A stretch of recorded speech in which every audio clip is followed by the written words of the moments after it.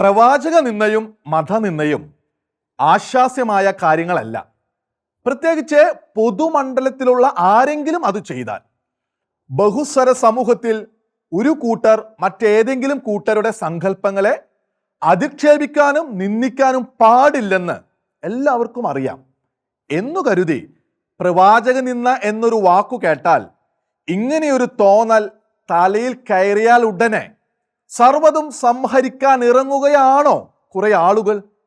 ദൈവനിന്ദയെന്നോ മതനിന്ദയെന്നോ കേട്ടാൽ പോലും ഇല്ലാത്തത്ര സ്ഫോടക സ്വഭാവം പ്രവാചക നിന്ദ എന്നു കേട്ടാൽ പുറത്തെടുക്കുന്നത് ചിലരുടെ മതഭാവമാണോ?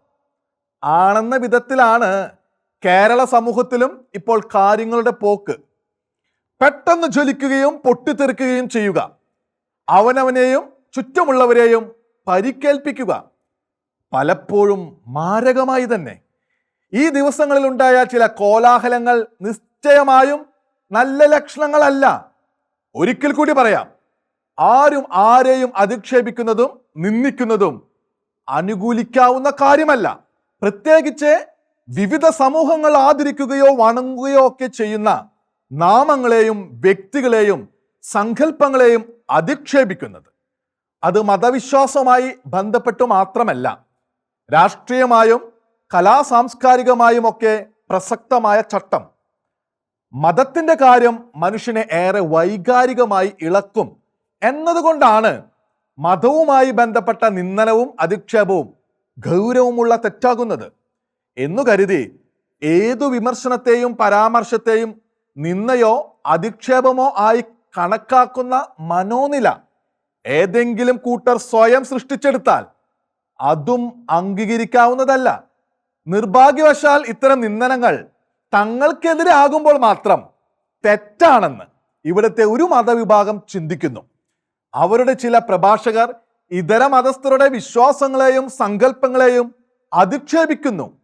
പക്ഷേ തങ്ങളുടെ പ്രവാചകനെ കുറിച്ച് മാത്രം മറ്റാരും ഒന്നും പറഞ്ഞുകൂടാ എന്നും ശഠിക്കുന്നു.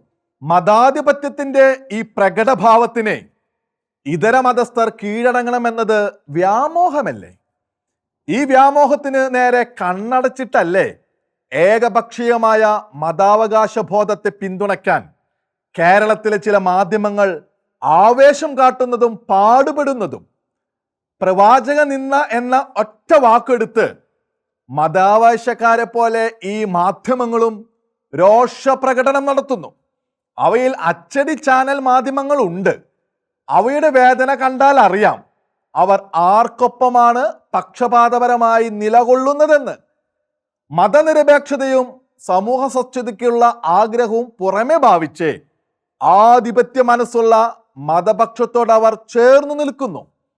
പ്രവാചക നിന്ദ എന്ന ആരോപണം അന്താരാഷ്ട്ര മത കൂട്ടായ്മ വരെ എത്തിച്ചത് തീവ്ര മനസ്കരുടെ ഒട്ടും നിഷ്കളങ്കമല്ലാത്ത നിഷ്കപടമല്ലാത്ത ബോധപൂർവമായ പദ്ധതിയുടെ ഭാഗമെന്ന് ശരാശരി ബുദ്ധിയുള്ളവർക്ക് മനസ്സിലാകും.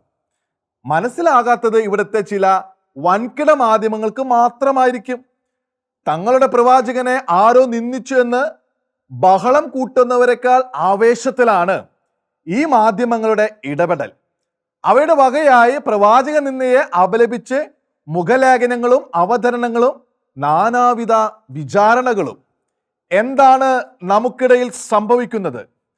തരം തിരിച്ചും സൗകര്യം നോക്കിയും കച്ചവടം ലക്ഷ്യമിട്ടും മാത്രമുള്ള മാധ്യമ മതനിരപേക്ഷവാദം ഒരു വശത്ത്, തങ്ങളുടെ പ്രവാചകനെ കുറിച്ച് വിമർശക സ്വഭാവത്തിൽ ആര് എന്തു പറഞ്ഞാലും കലാപത്തിലിറങ്ങുന്ന കുറെ പേർ മറുവശത്ത്. അവരെ പിന്തുണയ്ക്കാൻ ഇറങ്ങുന്ന മാധ്യമങ്ങൾക്കറിയാം മതലോകത്ത് ഒരുപക്ഷെ ഏറ്റവും കൂടുതൽ നിരപരാധർ ഭയാനകമായി കൊല ചെയ്യപ്പെട്ടത് പ്രവാചക നിന്ദ എന്ന ഏക കുറ്റം വ്യാജമായി ആരോപിക്കപ്പെട്ടിട്ടാണെന്ന്. അത്തരം സംഭവങ്ങൾ പഴയ കഥകളല്ല. നുപൂർ ശർമ്മ എന്ന BJP നേതൃ ഉൾപ്പെട്ട വിവാദം പരാമർശിച്ചു. ഇവിടുത്തെ മാധ്യമങ്ങൾ പ്രവാചക നിന്ദ എന്ന കച്ചിക്കോലത്തെ കല്ലെറിയുന്നതിന് തലേന്നും പിറ്റേന്നും ഒക്കെയായി പല രാജ്യങ്ങളിലും തീർത്തും സാധാരണക്കാരായ ക്രൈസ്തവരെ പ്രവാചക നിന്ദ ആരോപിച്ച് കൊലപ്പെടുത്തി. മനസാക്ഷ്യം അറിയിപ്പിക്കുന്ന കൊടും പാതകം തന്നെയാണ് പ്രവാചക പ്രേമികൾ ആ സാധുക്കളോട് ചെയ്തത്. പൊതുജന ജുഹകൾ എന്ന വിശേഷണം പേറുന്ന മാധ്യമങ്ങളുടെയൊന്നും വായിൽ അതേക്കുറിച്ച് പറയാൻ ജിഹ്വയുടെ കഷ്ണം പോലും ഉണ്ടായി കണ്ടില്ല. അവയെക്കുറിച്ച് എന്തിനധികം പറയണം? കച്ചവട നേട്ടം മാത്രം ലക്ഷ്യമാക്കിയാൽ സത്യം പറയാൻ അവർക്കും കഴിയാതെ വരും. പക്ഷേ പ്രവാചക നിന്നയെന്ന് കേട്ടാലുടൻ പൊട്ടിത്തെറിക്കുന്നവരെ ഒരു കാര്യം ഓർമ്മിപ്പിക്കാതെ വയ്യ.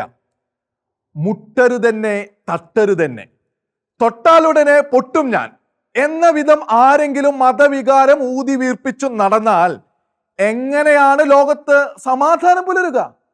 സത്യത്തിൽ ഇത് വികാര പ്രകടനമല്ല, ചെറുപ്പത്തിലെ തലയിലേറ്റിയ വിദ്വേഷപാഠത്തിന്റെ അസഹിഷ്ണുത എന്നതല്ലേ ശരി.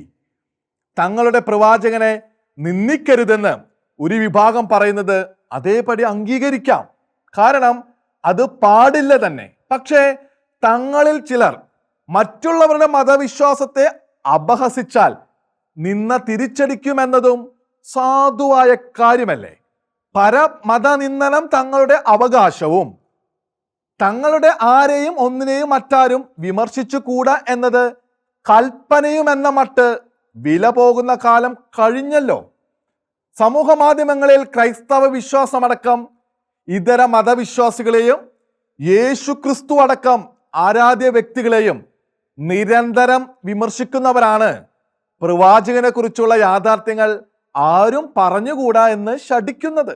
ഒരു BJP നേത്രി നുപൂർ ശർമ്മയുടെ വാക്കുകളെ ചൊല്ലി ആകാശം മറച്ചിടാൻ നോക്കുന്നവർക്കും അവരെ മാത്രം പിന്തുണയ്ക്കാൻ നോമ്പ് നോറ്റിരിക്കുന്ന മുഖ്യധാര പത്രങ്ങളും ചാനലുകൾക്കും ഈ ഇരട്ടത്താപ്പ് അറിയാഞ്ഞിട്ടല്ല. അവരെ സ്വാധീനിക്കുന്നത് ഭയമാണോ, പ്രീണന മോഹമാണോ? അറബി രാജ്യങ്ങളുടെ നിലപാട് ഒരു ചോദ്യം ഉയർത്തുന്നു. സമൂഹ മാധ്യമങ്ങളിൽ, കുറഞ്ഞ പക്ഷം മലയാളത്തിലെ സമൂഹ മാധ്യമങ്ങളിൽ പ്രവാചകനെ കുറിച്ചുള്ള സർവ്വകാര്യങ്ങളും അദ്ദേഹത്തിന്റെ മൊഴികളും ചര്യകളും വിശദമായി തന്നെ ചർച്ച ചെയ്യപ്പെടുന്നത് ഈ രാജ്യങ്ങളൊന്നും അറിയുന്നില്ലേ? ഇവിടുത്തെ മതാഭിഭാഷകർ അതൊന്നും മറ്റാരെയും ധരിപ്പിക്കുന്നില്ലേ?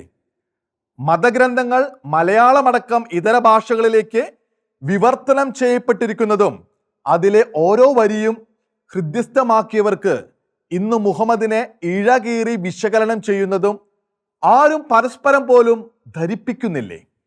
മുഹമ്മദിനെ കുറിച്ചുള്ള വസ്തുതകൾ ഇന്നും ഇതര സമൂഹങ്ങൾ അറിയാത്ത രഹസ്യങ്ങളായിരിക്കുന്നത് എന്നു തന്നെയാണോ അവരൊക്കെയും ധരിച്ചു വെക്കുന്നത്? അതുകൊണ്ടാണോ നുപൂർ ശർമ്മയുടെ പരാമർശം നടുക്കുന്ന വെളിപ്പെടുത്തൽ പോലെ, ഞെട്ടിക്കുന്ന നിന്നാവചനം പോലെ അവർക്ക് അനുഭവപ്പെട്ടത്? എന്തായാലും ലോകത്തോട് തുറവില്ലാത്തതിന്റെ കേട് പ്രവാചക നിന്ദയെ ചൊല്ലി കോലാഹലം സൃഷ്ടിക്കുന്നവരുടെ നടപടികളിൽ കാണാം. യഥാർത്ഥത്തിൽ ഈ കുഴൽ വീക്ഷണം തന്നെയല്ലേ അവരുടെ യഥാർത്ഥ പ്രശ്നം, പൊട്ടിത്തെറിക്കലിനുള്ള കാരണവും?